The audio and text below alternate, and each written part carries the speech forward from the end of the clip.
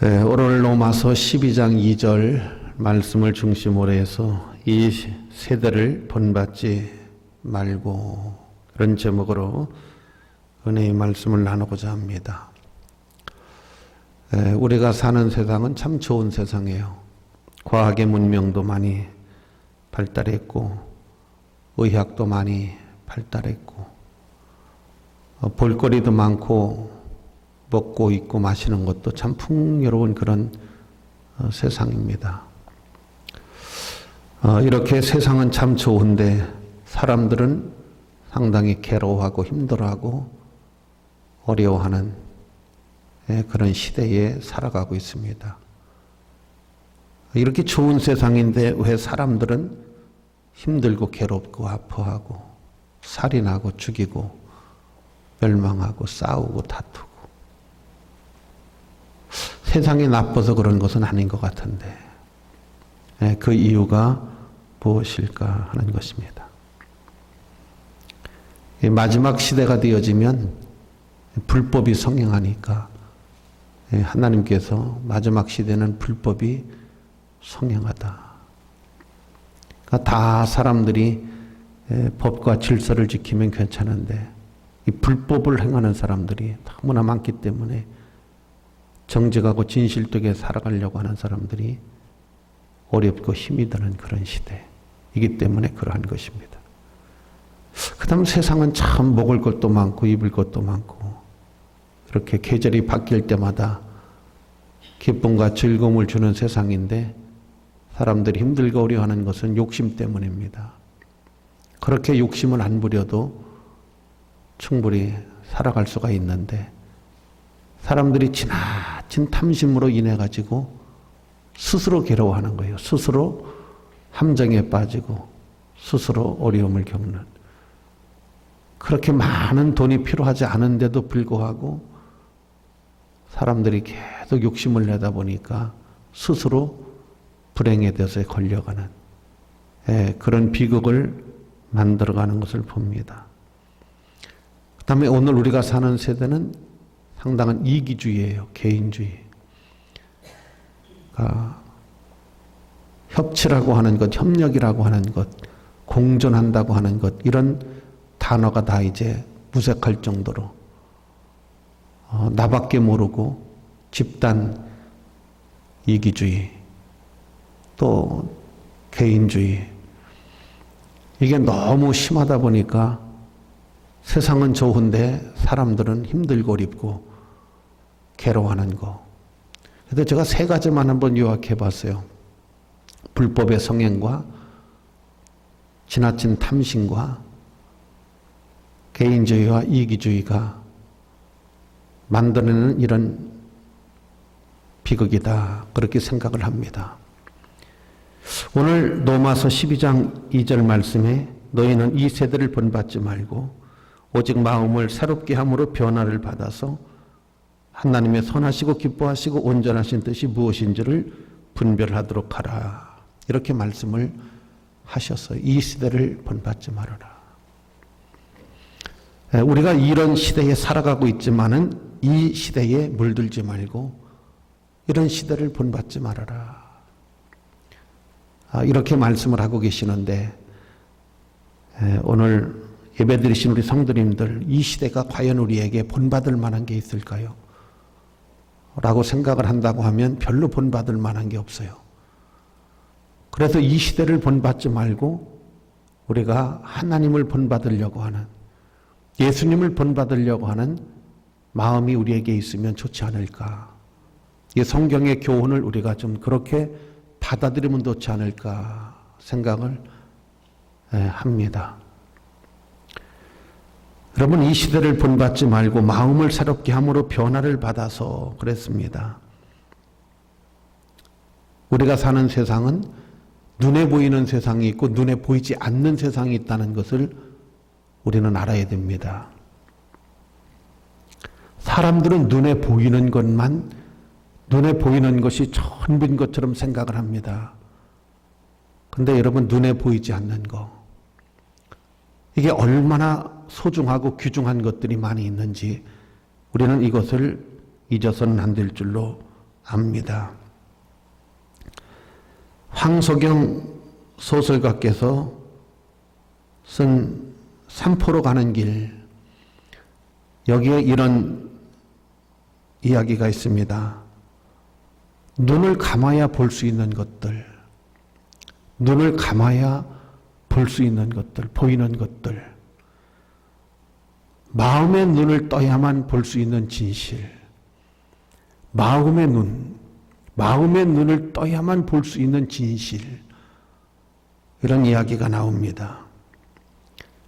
그분은 그렇게 쓰지는 않았지만 제가 하나 덧붙인다고 하면 영혼의 눈을 떠야 보일 수 있는 세계. 그래서 이 세대를 본받지 말아라. 이 세대가 다는 아니라는 것입니다. 우리가 눈에 보이는 것이 전부는 아니라는 것입니다. 눈에 보이는 세상이 있는가 하면 눈에 보이지 않는 세상이 있다는 것입니다. 이걸 우리는 잊어서는 안 될 줄로 믿습니다. 보름달이 어머니의 굽은 등과 작은 창문에까지 세상을 골고루 비추듯이 국민 모두에게 공평한 나라를 소망합니다. 들어보셨나요? 추석 명절 대통령 인사입니다. 보름달이 어머니의 굽은 등과 작은 창문에까지 세상을 골고루 비추듯이 국민 모두에게 공평한 나라를 소망합니다. 국민 57%가 반대하는 여론을 무시하고 임명을 강행을 했습니다. 근데 이분은 추석 명절 국민 앞에 이런 인사를 했습니다. 보름달이 어머니 굽은 등과 작은 창문에까지 세상을 골고루 비추듯이 국민 모두에게 공평한 나라를 소망합니다.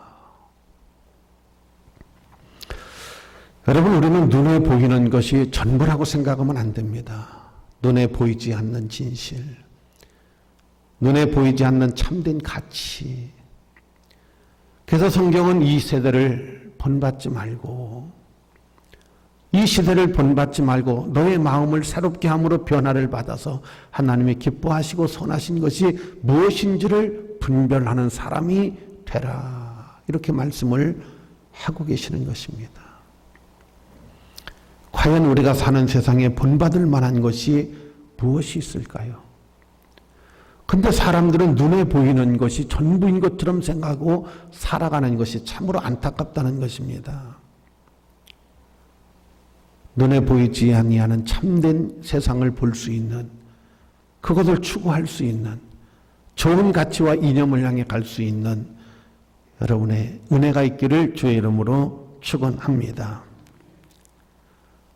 그 다음 두 번째, 이 세대를 본받지 말고 마음을 새롭게 함으로 변화를 받아. 이 말씀은 우리는 현재의 세상만 생각하고 살면 안 됩니다. 다가올 미래의 세대, 다가올 미래의 세대를 생각하고 살 수 있는 그런 은혜가 있어야 되지 않을까 생각을 합니다. 어떤 분이 사용하지 않는 손수건을 주머니에다 넣고 다녀서 물어봤답니다. 왜 사용하지 않는 손수건을 주머니에다 넣고 다니세요? 그랬더니 내가 눈물을 흘릴 일이 없고 다른 사람이 눈물 흘리는 걸 보면 닦아주려고요. 여러분 어떻게 생각하세요? 내 눈물을 닦을 일은 없어요. 그런데 다른 사람이 눈물 흘리는 걸 보면 이 손수건으로 그 눈물을 닦아주려고 가지고 다닙니다. 여러분 듣기만 해도 은혜가 되지 않으신가요? 다른 사람의 눈물을 닦아주려고 손수건을 가지고 다닌답니다. 추석 명절 때 어떤 신사가 봉투를 여러 개를 주머니에 넣고 다녀서 누구 주려고 그래요? 어디다 쓰려고 그래요? 그랬더니 나는 돈 쓸 일이 없어요. 나를 위해서 쓸 일이 없어요. 혹시 명절에 눈물 흘리고 힘들어하는 사람을 보면 놀아주려고요.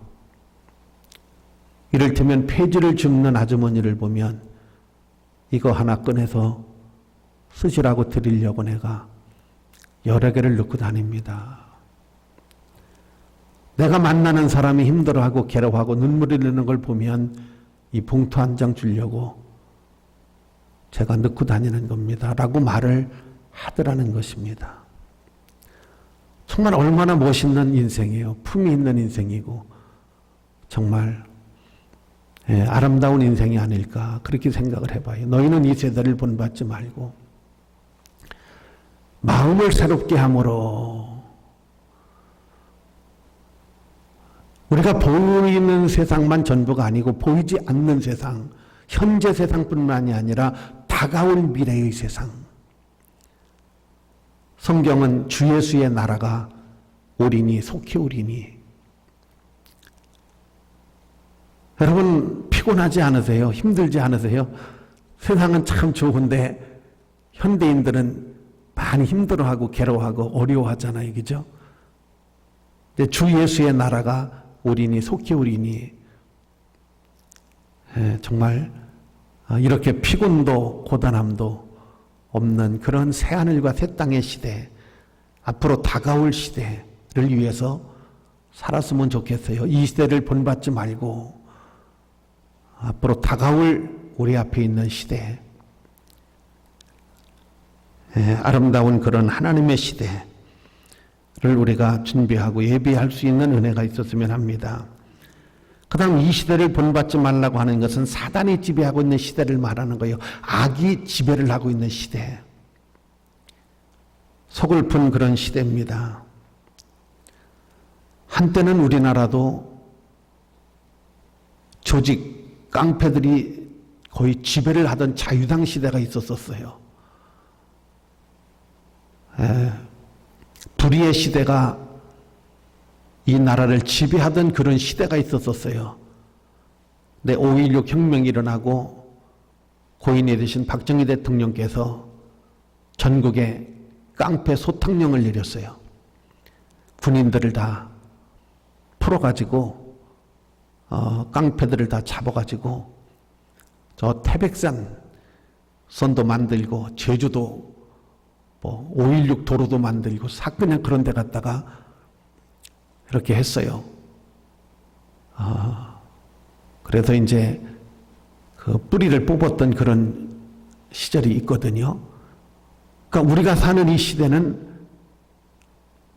하나님이 주관하는 시대지만은 마귀가 악의 뿌리를 내리고 있는 그런 시대예요. 그래서 이 시대를 본받지 말라. 음란의 시대요, 간음의 시대요, 사람의 살인의 시대요, 탐심의 시대요, 거짓의 시대요. 저는 요새 텔레비전을 보면서 이런 생각이 들더라고요. 거짓말을 어떻게 해야 되는 건지 확실히 배웠어요. 아마 우리 모든 국민들이 거짓말은 저렇게 하는 거구나, 들통나면 이렇게 돌려막는 거구나. 초등학생들도 거짓말을 어떻게 해야 되는지를 확실히 배웠던 것 같아요. 나는 텔레비전을 보면서 거짓말은 저렇게 하는 거구나, 들통나면 이렇게 돌려막는 거구나. 우리 국민들이 거짓말하는 것을 굉장히 수준 높게 배우고 있구나 요새. 그런 생각을 해봤어요. 대한상공회의소 박용만 회장은 이런 말을 했습니다. 경제가 버려진 자식 같다. 지금 한국의 경제가 심각한데, 너무너무 심각하다 그랬어요.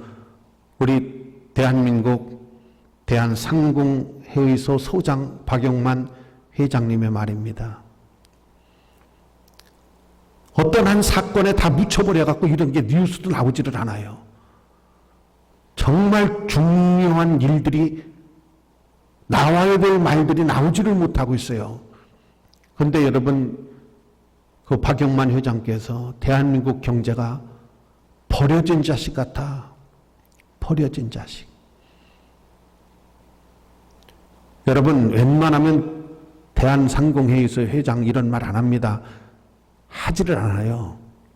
왜냐하면 굉장히 불이익을 당하고 어려움을 겪기 때문에 그런 분들은 말을 함부로 안 합니다. 그런데 여러분 얼마나 위기와 심각성을 느끼면 대한상공회의소 소장 박용만 회장께서 대한민국 경제는 버려진 자식 같다. 이런 말씀을 하셨을까 하는 것입니다. 오늘 사랑하시는 성도 여러분, 좀 눈을 좀 돌렸으면 합니다. 황석영 소설가께서 산포로 가는 길에서 눈을 감아야 볼 수 있는 것들, 마음의 눈이 열려야 볼 수 있는 진실. 우리는 다시 한번 이 시대를 살아가면서 시대를 바라보면서 하나님은 이 시대를 본받지 말아라.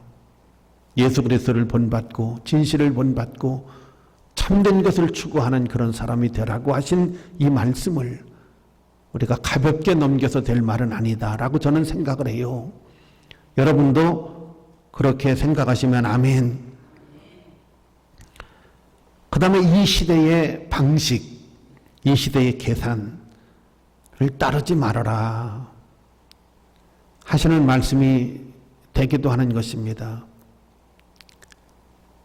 무엇이 여러분 사람을 그렇게 괴물로 만들어 놓는 것인지, 무엇이 사람을 그렇게 이성을 잃어버리고 진실을 버리고 그렇게 괴물로 변해버리게 만드는 것인지, 그런 블랙홀에 내가 빨려 들어가면 안 된다는 것입니다.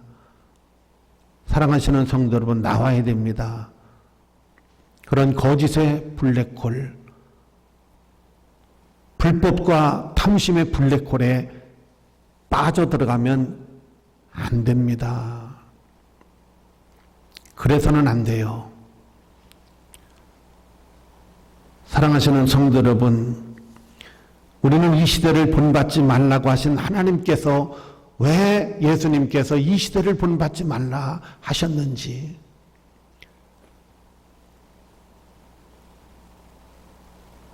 청주에서 일어난 사건 있잖아요.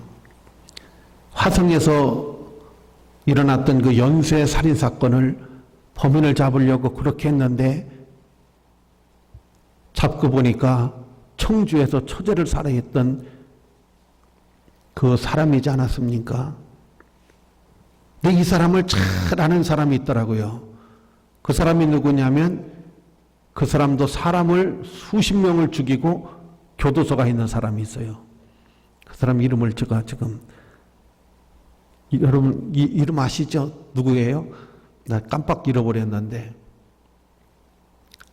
이 사람은 연쇄 살인사건이 화성에서 일어날 때 이 범인은 죽었던지 아니면 지금 교도소에 가 있을 거다.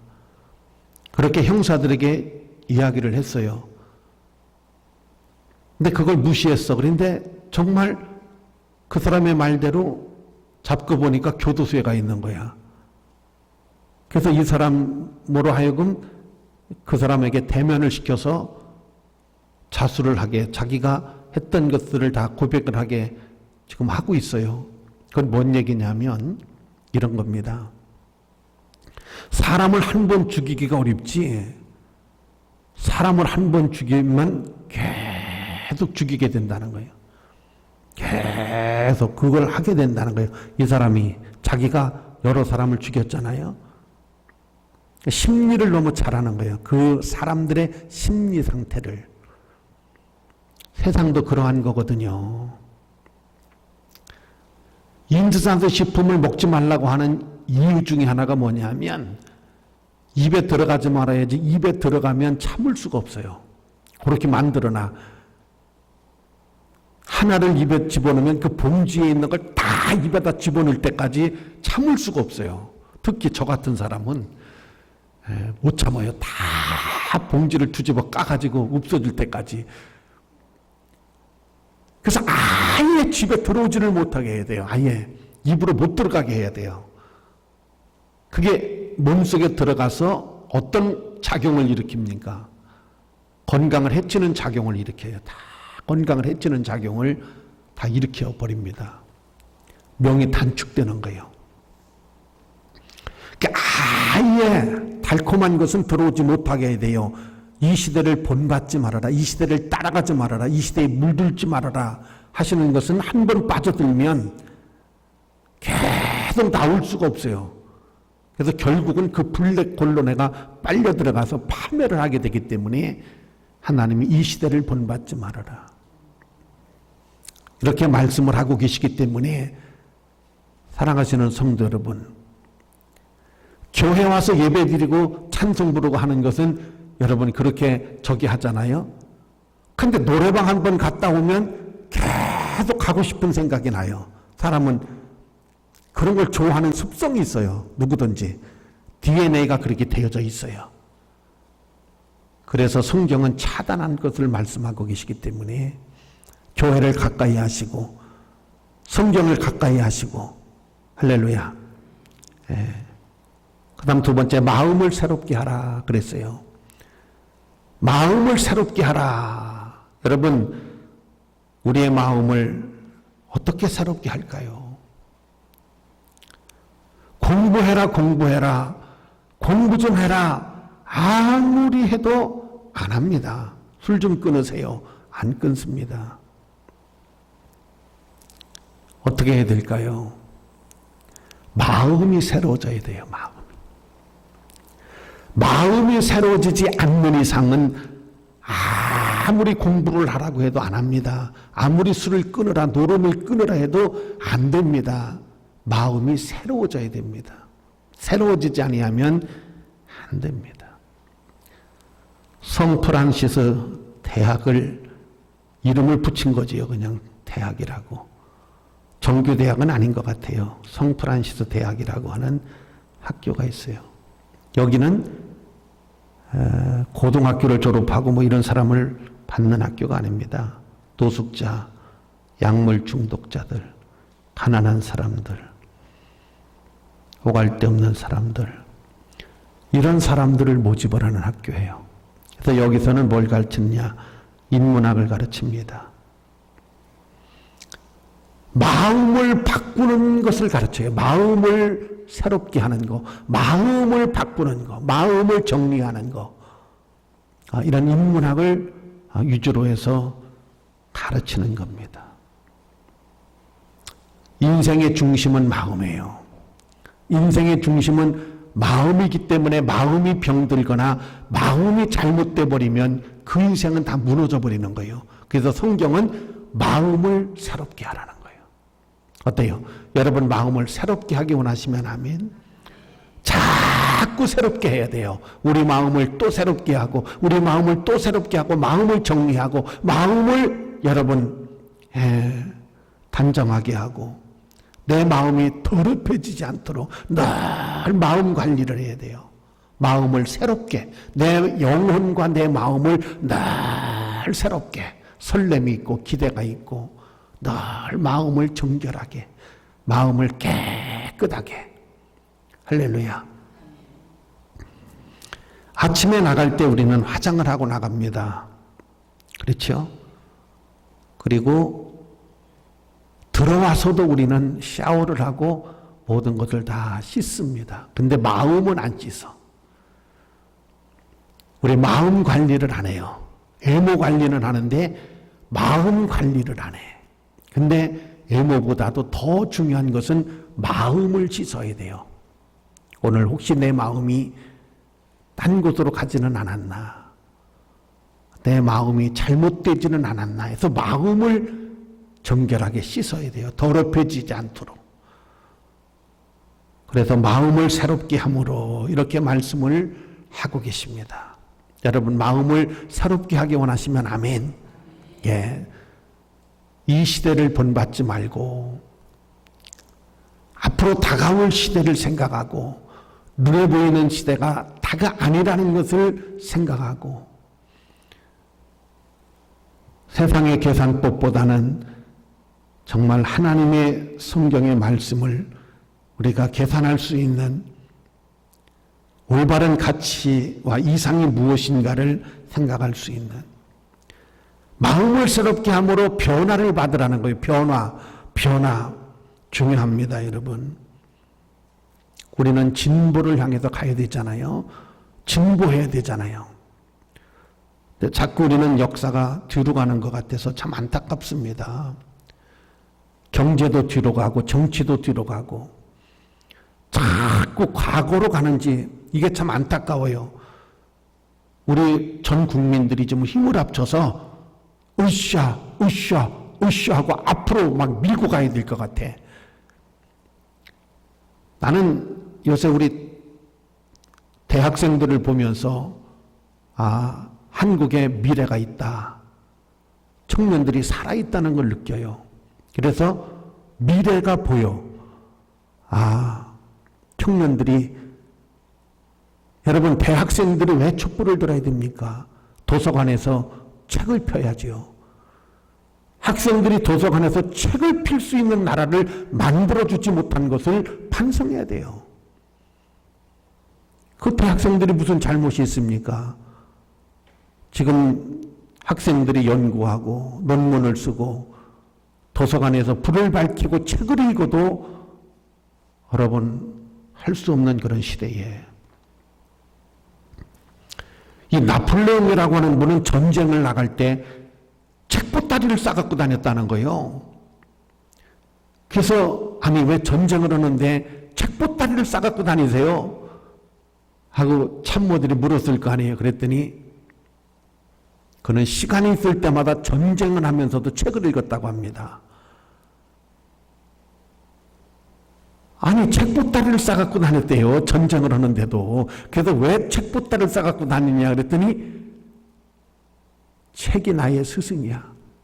내가 전쟁을 하면서 책을 읽어야 내 마음을 다스릴 수 있어. 내 마음. 나를 다스릴 수 있어. 그래서 그는 전쟁을 나갈 때도 늘 책보따리를 싸가고 다니면서 여러분 그 전쟁통에서도 책을 읽었다는 거예요. 책을 손에서 떼지를 않았다는 겁니다. 얼마나 멋있어요. 어떤 집 아들이 너는 앞으로 뭐가 될래? 그랬더니 반기문 유엔 사무총장 같이 될 거예요. 그러더래. 그래서 왜? 그랬더니 아빠 이것 좀 한번 읽어봐요. 그랬더니 여러분 이분이 이런 말을 했어요. 자신부터 변화해야 됩니다. 천재를 믿지 말고 노력하세요. 경쟁자는 바로 내 자신입니다. 내 자신과 경쟁하세요. 나를 비판하는 사람을 나의 친구로 만드세요. 실력이 있어야 행운도 있는 겁니다. 이게 반기문 유엔 사무총장의 책에 있는 말이에요. 이걸 아빠한테 보여주더래요. 그래서 나는 이분같이 되려고요. 너무 감동받은 거야. 다시 한번 읽어드릴까요? 유튜브 보시면 거기 이제 나와요. 이거 다 찍히니까. 제가 하는 설교는 지금 유튜브에 다 올려집니다. 그때 참조하시고 보십시오. 왜 하나님은 우리에게 이 시대를 본받지 말고 마음을 새롭게 함으로 변화를 받아서 하나님이 기뻐하시고 선하신 뜻이 무엇인지를 분별하는 사람이 되라. 하나님이 기뻐하시는 것이 무엇인지를. 오늘 너무나 많은 사람들이 벌써 세상에 너무 깊이 빠져 있고 물이 들어 있고 어떻게 저렇게 거짓말을 능수능란하게 그것도 최고 대학교 법대 교수가 저렇게 할 수가 있을까? 국민들은 너무 의아해합니다. 아파합니다. 이런 것들은 제가 잘못했습니다. 말 한마디만 좀 하더라도 이런 것도 제가 좀 실수했습니다. 라고 말 한마디만 국민들한테 하더라도 국민들이 너그럽게 용서하고 싶은 마음이 있지 않을까 싶습니다. 그런데 어쩌면 그렇게 하나도 내 잘못이 없다고 하는지, 어쩌면 이렇게 하나도 내 부족함이 없다고 하는지 지켜보는 사람들은 실상해 합니다. 이 시대를 본받지 말고. 악이 점령하고 불의가 점령하고 있는 이 세대를 따라가지 말고 마음을 새롭게 함으로 변화를 받아서 하나님이 정녕 기뻐하시고 선하신 뜻이 무엇인지를 분별하고 사는 사람이 되라 하시니 말씀을 우리는 마음에 새겨야 될 줄로 믿습니다. 그렇게 되기 원하시면 아멘. 오늘 우리가 사는 세상은 참도 있지만은 참되지 못한 것들도 너무나 많고 정직한 것도 있지만은 정직하지 못한 것들이 너무나 많이 있기 때문에 불법과 불의와 추악이 너무 많이 있기 때문에 하나님은 이 시대를 본받지 말고 마음을 새롭게 함으로 변화를 받아서 하나님을 따라가는, 하나님의 선하심을 닮아가는, 하나님의 아름다움을 닮아가는, 하나님을 등지고 잘못된 것을 따라가는 사람이 되지 말고 돌아서서 하나님의 선하시고 기뻐하심이 따라가는 정말 비전이 있고 가치가 있는 그런 인생이 되어야 된다는 것을 우리에게 말씀을 하고 계시는 것입니다. 승리하십시다.